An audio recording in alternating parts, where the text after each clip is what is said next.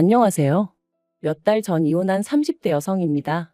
다 끝난 마당에 제가 이렇게 지난 이야기를 들추는 이유는 엊그제 어머님으로부터 또다시 황당한 문자를 받았기 때문이에요. 제가 당신 아들의 팔자를 조져놨으니 당신도 가만히 있지만은 않겠다. 두고 봐라. 후회하게 해주겠다. 그리고 뭐 하루 이틀도 아니고 그런 문자 한 번 더 받았다고 제가 특별히 겁을 먹거나 한 건 당연히 아닙니다. 그저 어머님은 아직도 정신을 못 차리시고 이러시는구나, 답답하다 생각할 뿐이죠.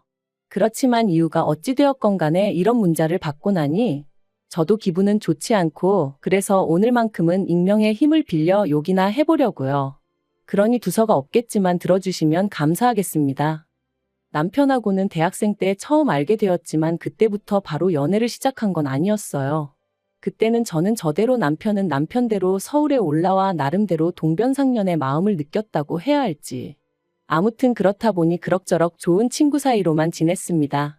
그러다 각자 졸업하고 사회인이 되었고 이후로 나름대로 회사 생활에 적응하고 나서야 연애를 시작했죠. 남편 말로는 뭐 줄곧 저에게 호감이 있었다고는 하는데 그런 것 치곤 남편도 남편대로 연애를 해왔고 저라고 연애를 안 한 것도 아니었으니 듣기 좋으라고 하는 소리였을 거예요.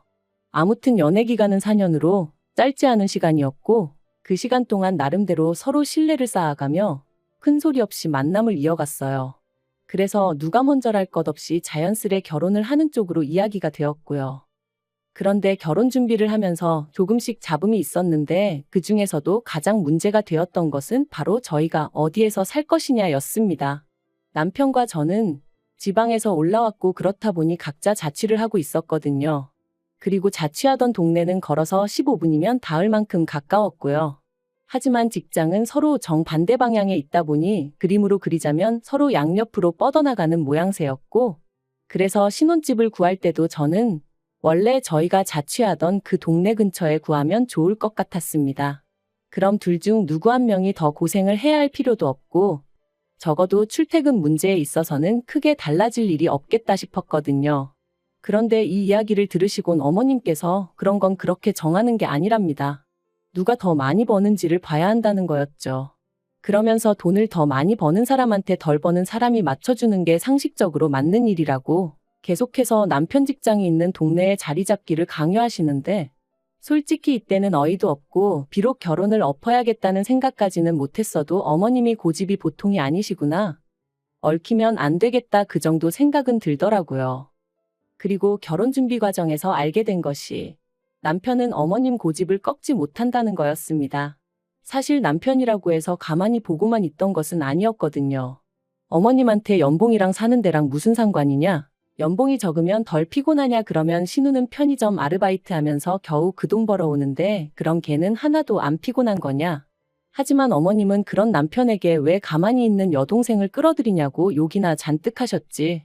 당신의 논리가 틀렸다는 건 결코 인정을 하지 않으셨어요. 그리고 그런 어머님 때문에 힘들어하는 남편을 보고 있으니 제 마음도 결코 편하진 않았죠. 그래서 제가 정말 양보하고 이해하는 마음으로 남편 직장에서 10분 거리에 있는 아파트에서 신혼살림을 시작하기로 했습니다. 그런데 그렇게 식을 올리고 한 달도 안 돼서 정말 황당한 소식을 들었습니다. 저희 동네로 어머님이 이사를 오신다는 얘기였죠.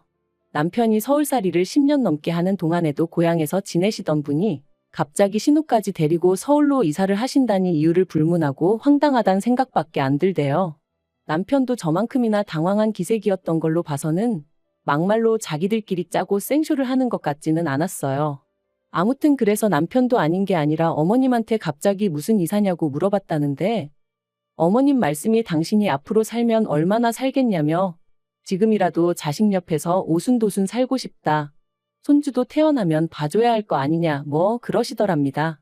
거기다 대고 남편이나 저나 무슨 말을 할 수 있었겠어요. 특히 막 시집왔던 저는 정말 당혹스러웠지만 말 그대로 찍소리도 못했죠 뭐. 그리고 그때부터 저는 정말 크고 작은 일들로 어머님에게 시달리기 시작했는데 그 중에서도 저를 제일 환장하게 했던 건 바로 저녁 식사 문제였습니다. 어머님이 하도 고집을 부려서 제 통근 시간이 늘어난 건데 어머님은 그런 건 안중에도 없으셨는지 왜 제가 남편보다 퇴근이 항상 늦는 거며 그래서 당신 아들이 제때 저녁을 못 먹지 않냐고 얼마나 잔소리를 해대셨는지 몰라요. 일주일에 두세 번, 그것도 꼭 연락도 없이 멋대로 식사 시간에 찾아오셔서는 당신도 한 끼 얻어먹고 가려고 왔다 하시면서 말이죠. 그런데 그런 상황이 자꾸 반복되니까 솔직히 저도 화가 나대요. 막말로 제가 전업주부도 아니고 둘이 맞벌이 하는 거 뻔히 하시면서 왜 자꾸 저만 들들 볶으시나 싶은 게. 그래서 남편더러 앞으로 저녁 시간 되면 당신이 어머님 댁에 가서 얻어먹고 오라고 했어요. 어머님 말씀대로 10년 넘는 세월 동안 떨어져 지내다가 이제라도 가까이 지내게 되었으니 옆에 끼고 밥도 챙겨 먹이시고 하면 좀 좋겠냐고요. 그랬더니 남편이 저더러 너도 참 그렇다 하는데 이때 처음 남편이 완벽하게 제 편은 아닌가 하는 생각이 들더라니까요. 그리고 더 웃긴 건 그렇게 남편이 몇 번 가니까 어머님이 저한테 더 심하게 화를 몇 번 내시더니 급기야는 이렇게 가정에 소홀할 거면 회사를 관두랍니다. 결혼했으면 아내의 역할이 우선시 되어야 한다면서 말해요. 그래서 이때 남편하고 정말 대판 싸웠어요. 막말로 남편이 한 달에 무슨 1,000만 원, 2,000만 원씩 벌어오는 것도 아닌데 무슨 저녁밥 차려주라고 회사를 관두라는 건지. 그래서 제가 남편한테 어머님 정말 이상하시다. 당신 여지껏 혼자 사는 동안 저녁식 사가지고 이러신 적 없다면서 왜 결혼하고 나니까 이러시냐. 신경 쓰이고 서운하다 그랬습니다. 그랬더니 남편은 남편대로 아무리 그래도 그렇지 자기한테 어머님 뒷담화를 하냐면서 제 편은 안 들고 어머님만 감싸고 들었거든요. 그러니 안 싸울 수가 있었겠냔 말이죠. 그래도 이 싸움 덕분에 이후로 남편 저녁 식사 문제는 제 손을 떠났습니다. 저는 어차피 저녁은 샐러드 정도로 가볍게 먹는 사람이라서 남편하고 저녁을 같이 안 먹어도 크게 문제될 게 없었거든요. 그리고 이때만 하더라도 어머님이랑 남편이 좀 얄미운 게 전부였지 이혼까지 생각한 건 아니었어요. 이후로 1년 반 정도 별탈 없이 살았습니다. 남편도 저도 서로에게 작은 불만들이 있긴 했지만 부부 생활에 위협이 될 만큼 큰 건 아니었어요. 어느 다른 부부들과 별반 다르지 않았달까요. 그리고 그런 와중에 제가 이직을 하게 되었습니다. 다니던 회사보다 월급도 훨씬 많이 주고 직급도 높여준다는 곳으로 말이죠. 딱 한 가지 문제였던 건 지방에서 근무를 해야 한다는 거였는데 솔직히 지방이래봤자 당장 저희 사이에 아이가 있던 것도 아니었으니 까짓 거 필요하면 이사해야지라고 단순하게 생각한 게 사실이에요. 그런데 이 얘기를 들으신 어머님께서 어떻게 남편 직장이 서울인데 아내 직장이 지방이라고 그쪽으로 이사를 하냐 하시대요. 그래서 어머님이 저희 결혼할 때 연봉 높은 사람한테 맞춰주는 게 상식이라고 하시지 않으셨냐? 이제 제가 남편보다 연봉이 무려 2,500이나 높아졌다 그러면 당연히 저한테 맞춰줘야 하는 거 아니냐 했어요. 그런데 어머님이 그건 경우가 다르답니다. 어쨌든 저는 아내니까 아내가 남편에게 맞춰주는 게 맞는 거라나요? 황당했지만 솔직히 어머님이 이런 식으로 나오실 거라고 예상을 못한 건 아니었어요. 그래서 그냥 어이가 없어서 웃었습니다. 그리고는 그럼 뭐 어쩔 수 없지 않냐고 주말부부 해야겠다고 했더니 저더러 제정신이냐셨죠. 하지만 결국 상황은 제 말대로 흘러갔어요. 남편 또한 저를 따라 지방에 내려가는 건 내키지 않는다고 했고 그렇다고 제가 이직을 안 할 생각도 없었으니까요. 그리고 제가 먼저 말을 꺼내기도 전에 남편이 먼저 그럼 주말부부로 지내는 건 어떻냐고 묻길래 못 이기는 척 그러자 했죠. 솔직히 아예 걱정이 안 되었던 건 아니에요. 하지만 막상 주말부부로 지내보니까 생각만큼 나쁘지는 않더라고요. 일주일에 하루 이틀밖에 못 보니까 다투는 시간도 아깝게 느껴졌고 그래서 서로 더 배려하고 상냥하게 대해주게 되었으니 오히려 연애 때로 돌아간 기분까지 들더라니까요. 하지만 제3자나 마찬가지인 어머님께서 말 그대로 난리를 치셨습니다. 처음에는 생활비를 이유로 잔소리를 하셨어요. 멀쩡한 집을 놔두고 왜 새 살림을 차리냐면서 이러면 생활비도 2배로 들고 그래서 돈은 언제 모으느냐고요. 하지만 막말로 당신이 하는 말이씨가 안 먹힌다 싶으셨는지 결국 진짜 속내를 드러내셨습니다.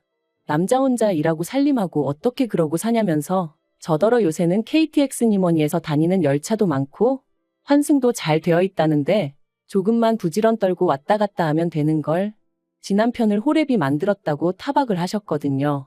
하지만 어머님 말씀대로면 KTX로만 왕복 4시간이고 그걸 타러 왔다 갔다 하는 시간까지 더하면 하루에 거진 6시간을 통근에 써야 하는데 그게 정말 부지런 떤다고 될 일인가요? 그래서 제가 웃으면서 그러면 남편이 저랑 내려가서 지내면서 그렇게 출퇴근하면 되겠네요 했어요.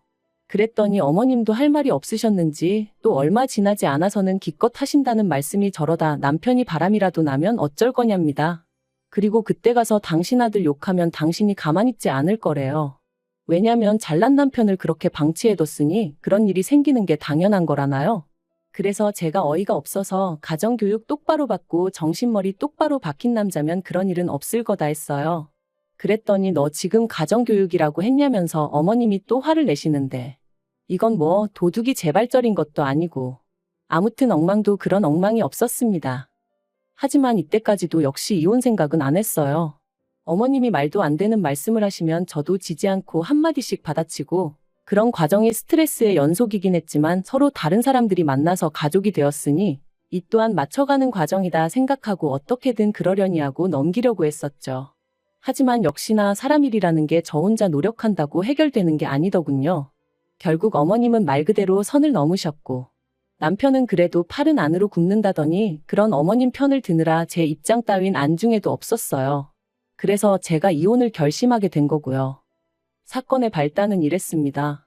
어느덧 남편도 저도 주말부부 생활에 익숙해져 가던 올해 초 남편이 교통사고를 당했다며 연락을 해왔어요. 다행히 어디 크게 다친 건 아니었지만 그래도 병원에서 한 일주일 정도는 입원을 하는 편이 좋겠다고 안내를 받았다면서 말이죠. 그래서 저는 그래도 어디 안 부러진 게 어디냐고 다행이다고 했고 남편도 자기도 10년 감수했다며 이참에 휴가 받았다 생각하고 쉴 생각이라 했습니다. 그런데 어머님께선 이런 와중에 아내인 제가 올라와 있지 않는다며 크게 화를 내셨어요. 그래서 제가 어머님께 제 사정을 설명했습니다. 회사 일도 많고 자리 이동에 관해서 말이 많기 때문에 최대한 눈에 띄는 행동은 안 하려고 조심하는 중이다. 그러니 이해 좀 해달라고 말이죠. 하지만 어머님께선 제 말은 귓등으로도 듣지 않으시는 눈치였어요. 아내가 돼서는 남편이 제일이지 돈에 환장을 했냐. 그런데 아무리 어머님이 뭐라고 말씀을 하셔도 제가 눈도 깜빡 안 했더니 그게 그렇게 심통이 나셨던 걸까요? 급기야 어머님이 저희 회사에 전화를 하셨습니다. 그리고는 전화 받은 직원에게 제 이름을 말하며 회사 생활은 어떻게 하는지 몰라도 아주 싸가지가 바가지다. 지 남편도 안중에도 없는 매정한 X이다. 사장한테 말해서 회사에서 잘라달라 그래야 지 본분에 충실해질 것 같다. 그런 말씀을 하셨다대요. 전화를 받은 직원은 다행히도 저와 평소에 관계가 좋은 편이었고 그렇기에 이런 내용이 사장 귀에까지 들어가는 참사는 일어나지 않았습니다만 그래도 어쨌든 저는 치부를 들킨 듯하여 한마디로 얼굴을 들 수가 없었습니다. 아무리 그래도 그렇지 며느리 얼굴에 이런 식으로 똥칠을 하실 수 있나 싶은 게 그래서 남편에게 바로 다시 전화를 걸었어요. 그리곤 어머님이 하신 만행을 낱낱이 얘기했거든요. 그런데 남편이 보인 반응이 그러니까 평소에 어머님이 말씀하시면 듣는 척이라도 했어야지 툭하면 죄다 제 고집대로 하니 어머님도 얼마나 약이 오르셨겠냐입니다. 그러면서 이번만큼은 제가 실수한 거라고 단 며칠이라도 출퇴근이라도 여기서 했으면 어머님이 그렇게까지 화는 내지 않으셨을 거라는데 미쳤구나 싶대요. 그래서 진심이냐니까 진심이랍니다. 그리고는 자기가 죄인이래요. 자기 할 도리도 다 못하는 며느리를 보게 해서는 괜히 나이 드신 어머님 마음고생, 몸고생하게 만들었다면서 말이죠. 그리고 이때 저는 정말 망치로 머리를 세게 한 대 얻어맞은 기분이었습니다.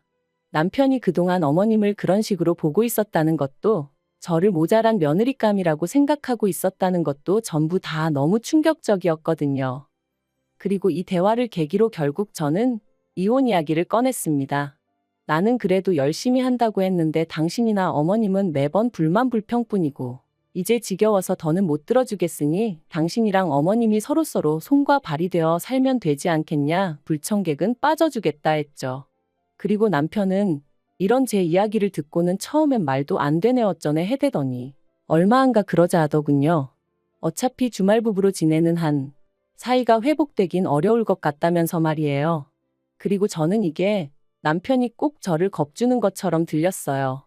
이혼하기 싫으면 회사 때려쳐.